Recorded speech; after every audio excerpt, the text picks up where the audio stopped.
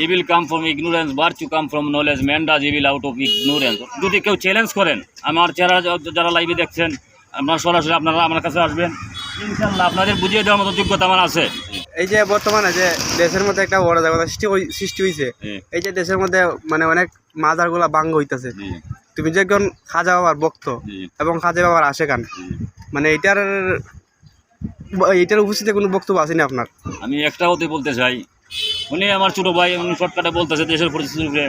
এবার আমি দাঁড়াইয়া দু একটা কথা আমি বলতে চাই, আপনারা কেউ সীমা লঙ্ঘন করবেন না, আর প্রত্যেকে গুরুজনের অর্ডার নিয়ে, হুকুম নিয়ে আপনারা যে সিদ্ধান্ত নেবেন, মন করা কেউ কোনো সিদ্ধান্ত যাইবেন না, নেবেন না। দেশ ও জাতির কাছে আমার অনুরোধ, সকল ক্ষমতার জনগণ, আমি আবার বলছি জনগণের একজন, দেশ যদি শান্তিতে থাকে, দেশ শান্তি থাকে, দেশের মানুষ শান্তিতে থাকতে হবে।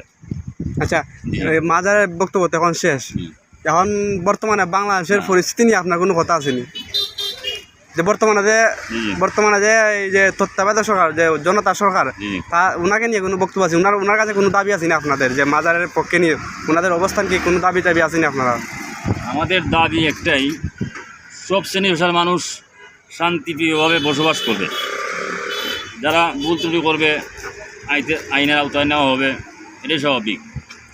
বৃহৎ স্বার্থের জন্য আমি দেশ ও জাতির কাছে, সব শ্রেণী পেশার কাছে অনুরোধ করব, আপনারা ক্ষুদ্র স্বার্থ নিয়ে বেশি টানাটানি করবেন না, বৃহৎ স্বার্থের দিকে আপনারা নজর রাখবেন।